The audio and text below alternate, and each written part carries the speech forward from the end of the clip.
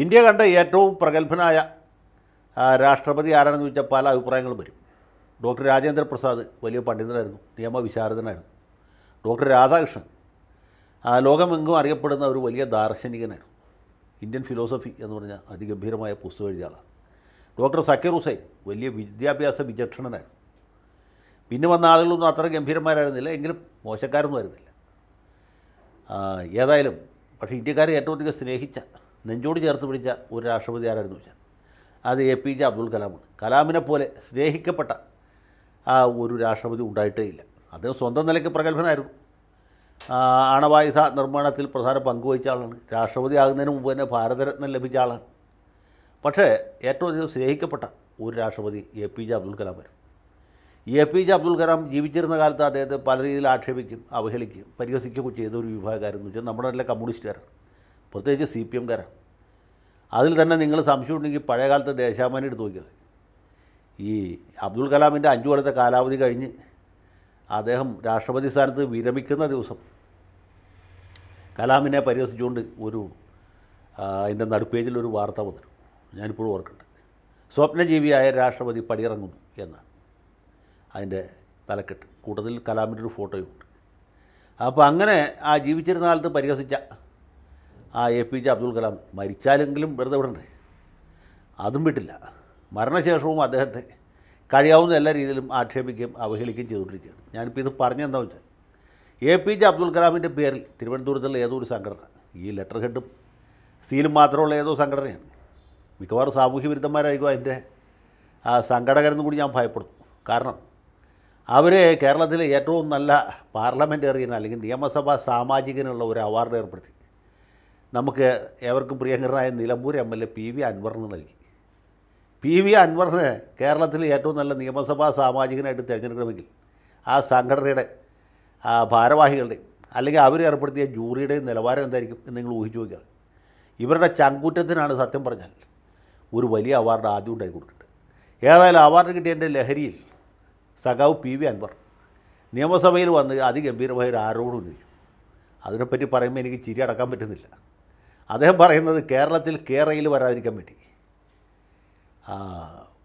ആന്ധ്രയിലും കർണാടകത്തിലും ഉള്ള ചില IT കമ്പനിക്കാർ വളരെയധികം പണം സമാഹരിച്ചു. ഏതാണ്ട് 150 കോടി രൂപ അത് മീൻ ലോറിയിൽ കയറ്റി അവിടെ നിന്ന് ബാംഗ്ലൂരിൽ നിന്ന് ഇവിടെ കൊണ്ടുവന്ന് VD സതീശന് കൊടുത്തു. ആ കാശ് സതീശൻ തുപ്പൽ തൊട്ട് എണ്ണി നോക്കി. സംഗതി കൃത്യമാണ്. മാണി സാറിൻ്റെ വീട്ടിലുള്ള പോലെ നോട്ടെണ്ണുന്ന യന്ത്രം സതീശൻ്റെ പറവൂരെ MLA ഓഫീസിലുമില്ല, നെട്ടൂരുള്ള വീട്ടിലുമില്ല, ദേശത്തുള്ള ഭാര്യ വീട്ടിൽ പോലുമില്ല. അതുകൊണ്ട് അത് മുഴുവൻ പുള്ളി തുപ്പൽ തൊട്ട് എണ്ണി സംഗതി 3 കോടി ഉണ്ടെന്ന് ബോധ്യപ്പെട്ടു. പിന്നെ അദ്ദേഹം അത് ഇവിടെ നിന്ന് തിരിച്ച് അങ്ങനെ കൊണ്ടുപോയെന്നറിയില്ല, മിക്കവാറും അതേ വണ്ടിയിൽ തന്നെ ആയിരിക്കും, ബാംഗ്ലൂർ കൊണ്ടുപോയി എവിടെയോ നിക്ഷേപിച്ചു, അല്ലെങ്കിൽ കുഴിച്ചിട്ടു, പൂഴ്ത്തി വെച്ചു എന്നർത്ഥം. അപ്പോൾ ഇങ്ങനെ 150 കോടി രൂപ വാങ്ങിച്ചിട്ടാണ് VD സതീശൻ, ഇപ്പോഴല്ല കേട്ടോ, 1ാം പിണറായി സർക്കാരിൻ്റെ കാലത്താണ് ഈ കേരളിനെ എതിർക്കാൻ തീരുമാനിച്ചത്. ഇത്ര രസകരമായ ഒരു ആരോപണം നിയമസഭയിൽ ഇദ്ദേഹം ഉന്നയിക്കുന്നത് കേട്ടപ്പോൾ കോൺഗ്രസ്സുകാരും ലീഗുകാരൊക്കെ സാമാന്യം ഉറക്കം തന്നെ ചിരിച്ചു. CPMൽ തന്നെ പല മെമ്പർമാർക്ക് ചിരി അടക്കാൻ പറ്റിയില്ല എന്നാണ് പറഞ്ഞത്. പക്ഷേ അൻവർ വെറുതെ അങ്ങ് ഉന്നയിക്കുകയല്ല ചെയ്ത്. അദ്ദേഹം ആദ്യം തന്നെ സ്പീക്കർക്ക് എഴുതി കൊടുത്തു. സ്പീക്കറും ഇദ്ദേഹത്തെ പോലൊരു പ്രതിഭാശാലി ആയതുകൊണ്ട് അതിലും അസ്വാഭാവികമൊന്നും അദ്ദേഹത്തിന് തോന്നിയില്ല. സ്പീക്കർ നോക്കിയപ്പോൾ നല്ല 1ാം തരം ആരോപണമാണ്. സതീശനെ ഇരുത്താൻ നല്ല ഒരവസരമാണ്. ഇവർ രണ്ടുപേരും വേവ് ലെങ്ത് തുല്യമാണ്, ബുദ്ധിശക്തിയും തുല്യമാണ്. അതുകൊണ്ട് ആരോപണം ഉന്നയിക്കാനായിട്ട് അൻവറിനെ അനുവദിച്ചു. അൻവർ ആരോപണം ഉന്നയിച്ചു. ഈ ആരോപണം മുഴുവൻ തീർന്നപ്പോൾ സതീശന് ചിരിയടക്കാൻ പറ്റിയില്ല. പുള്ളി പറഞ്ഞു, ഈ ആരോപണം ഞാൻ നിഷേധിക്കാനൊന്നും പോകുന്നില്ല, ഇത് സഭാ നടപടിയിൽ നിന്ന് നീക്കം ചെയ്യണമെന്ന് ഞാൻ പറയുകയില്ല, കാരണം ഇതവിടെ കിടക്കണം. ഇങ്ങനെ ആരോപണം ഉന്നയിക്കാൻ കഴിവുള്ള ആളുകളൊക്കെ കേരള നിയമസഭയിൽ ഉണ്ടായിട്ടുണ്ട് എന്നുള്ളത് വരും തലമുറകൾ മനസ്സിലാക്കണം എന്ന് പറയും. അത് കേട്ടപ്പോൾ സത്യം പറഞ്ഞാൽ ഇത് വേണമെങ്കിൽ നീക്കം ചെയ്യാമെന്ന് വിചാരിച്ചിരുന്ന സ്പീക്കർ പോലും ബ്ലീച്ചടിച്ചു പോയി. അങ്ങനെ അൻവറിൻ്റെ അതിഭയങ്കരമായ ഈ നാപ്പാമ്പൂമ്പ് പോലെയുള്ള ആരോപണം ഏതാണ്ട് ഈ നനഞ്ഞ പടക്കം പോലെ ചീറിപ്പോയി എന്നാണ് മനോരമക്കാരും മാതൃഭൂമിക്കാരും പറഞ്ഞത്. പക്ഷേ അവർ പറഞ്ഞത് നമ്മൾ കണക്കാക്കണ്ട. ആ സഭാനാഥനായ നമ്മുടെ മുഖ്യമന്ത്രി അവിടെ ഉണ്ടായിരുന്നു. അദ്ദേഹത്തിന് അപ്പം തന്നെ ഒരു അന്വേഷണത്തിന് ഉത്തരവിടായിരുന്നു. ഹൈക്കോടതിയിൽ നിന്ന് റിട്ടയർ ചെയ്ത് ഏതെങ്കിലും ജഡ്ജിയെ കമ്മീഷൻ ഓഫ് എൻക്വയറീസ് ആക്ട് പ്രകാരം നിയമിക്കാം. VK മോഹനെ തന്നെ വേണ്ടി നിയമിക്കാം, അല്ലെങ്കിൽ സമീപകാലത്ത് റിട്ടയർ ചെയ്ത വേറെ ഏതെങ്കിലും പുങ്കവനെ നിയമിക്കാം. ഇതിൻ്റെ ന്യായാന്യായതകൾ പഠിച്ച് റിപ്പോർട്ട് സമർപ്പിക്കാൻ വേണ്ടി. അതല്ലെങ്കിൽ എന്താണ് ഫോർട്ട് പോലീസ് സ്റ്റേഷനിൽ ഒരു പരാതി എഴുതി കൊടുത്തിട്ട് KT ജലീലിനെ കൊണ്ട് എഴുതി കൊടുപ്പിച്ചാൽ മതി. അപ്പോൾ തന്നെ പോലീസുകാർ ഇതിൻ്റെ അന്വേഷണം നടത്തുക, വിജിലൻസ് ആൻഡ് ആൻറ്റി കറപ്ഷൻ ബ്യൂറോയ്ക്ക് അയക്കുക. അങ്ങനെ ആ സതീശനെ പൂട്ടാൻ വരും. പക്ഷേ മുഖ്യമന്ത്രി ഇത് കേട്ടിട്ട് അമ്മിക്കുഴവയ്ക്ക് കാറ്റ് പിടിച്ച പോലെ ഇരിക്കുക ചെയ്തു. പുള്ളി അന്വേഷണത്തിന് ഉത്തരവിട്ടില്ല.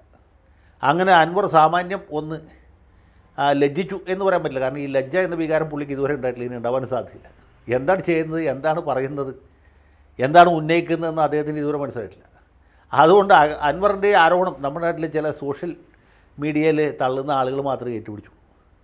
അവർ പറയുന്നത് അൻവർ ഇങ്ങനെ നിയമസഭാ തലത്തിൽ ആരോപണം ഉന്നയിച്ചു, VD സതീശനെ നിഷേധിച്ചില്ല, മാത്രമല്ല സഭാ നടപടിയിൽ നിന്ന് നീക്കം ചെയ്യരുത് എന്ന് ആവശ്യപ്പെടുച്ചു. എന്തുകൊണ്ടാണ്? സതീശൻ പണം വാങ്ങിയതുകൊണ്ടാണ്. 150 കോടി രൂപ മീൻ ലോറിയിൽ കയറ്റിക്കൊണ്ട് പോകുന്നു. അത് പിന്നെ 30 തൊട്ട് എണ്ണി നോക്കി. ആ സംഖ്യ പിന്നീട് തിരിച്ച് ബാംഗ്ലൂർ കൊണ്ടുപോയി അവിടെ ഡെപ്പോസിറ്റ് ചെയ്തു. എന്നാൽ പിന്നെ സതീശൻ അവിടെ പോയിരുന്ന് എണ്ണിയാൽ പോരായിരുന്നു. അങ്ങനെ ചോദിക്കരുത്. കാര്യം കഥാകൃത്ത് PV അൻവറാണ്. അതേ SK പൊറ്റക്കാട്ടിൻ്റെയോ അല്ലെങ്കിൽ തകഴിയുടെയോ വൈക്കം മുഹമ്മദ് ബഷീറിൻ്റെ ഒന്നും സാഹിത്യം വായിച്ചിട്ടുള്ള ആളല്ല. പുള്ളി മിക്കവാറും ഒന്നും വായിച്ചിട്ടുള്ള ആളല്ല. ദേശാഭിമാനി പോലും വായിക്കുന്ന ആളല്ല. പിന്നെയാണ് സാഹിത്യം. അങ്ങനെയുള്ള അൻവർ പറയുന്ന കഥയാണ്. കഥയിൽ ചോദ്യമില്ല എന്നുള്ളതുകൊണ്ടും പറയുന്ന അൻവർ ആയതുകൊണ്ട് ചോദിക്കുന്നവനെ തന്തയ്ക്ക് വിളിക്കും എന്നുള്ളതുകൊണ്ടും ആരും ഒന്നും ചോദിച്ചില്ല. പ്രതിപക്ഷ അംഗങ്ങൾ ഉറക്കുകയും ഭരണപക്ഷ അംഗങ്ങൾ വാപൊത്തിയും ചിരിച്ചു എന്ന് മാത്രം. ഏതായാലും അപ്പോൾ സഖാക്കൾ ചോദിക്കുന്നത് എന്തുകൊണ്ട് അൻവറിനെതിരായിട്ട് സതീശൻ മാനനഷ്ട കേസ് കൊടുക്കുന്നില്ല എന്നാണ്. അതിലൊരു വലിയ പ്രശ്നമുണ്ട്. ഈ സഭാതലത്തിൽ ആർക്ക് ആരെക്കുറിച്ച് എന്ത് അപവാദം വേണമെങ്കിലും പറയാം, ഉന്നയിക്കാം. അതിനെതിരെ പുറത്ത് കേസ് കൊടുക്കാൻ പറ്റുകയില്ല. അതാണ് സഭയ്ക്കകത്ത് ആരോപണം ഉന്നയിക്കുന്നതിൻ്റെ ഒരു ഗുണം. അതിൻ്റെ കുട്ടൻസ് അതാണ്. അൻവർ ഇതേ ആരോപണം പുറത്ത് ഉന്നയിച്ചാൽ സതീശൻ അപ്പോൾ തന്നെ കേസ് കൊടുക്കും. വക്കീൽ നോട്ടീസ് അയപ്പിക്കും, ഉടനെ കേസ് കൊടുക്കും.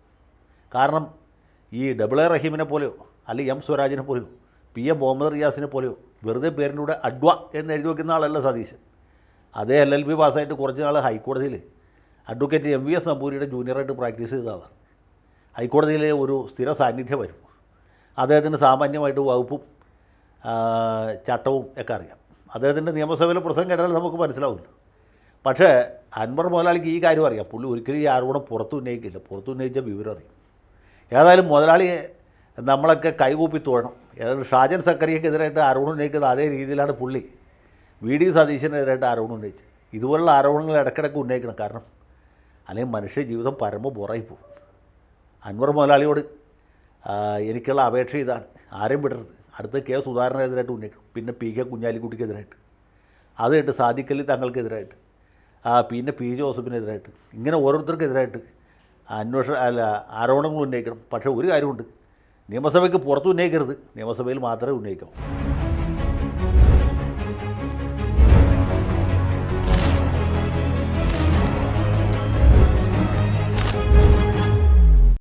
കൂടുതൽ വാർത്തകളും വിശേഷങ്ങളും നിങ്ങളിലേക്ക് എത്താൻ ABC മലയാളം സബ്സ്ക്രൈബ് ചെയ്യുക, ബെൽ ബട്ടണും അമർത്തുക.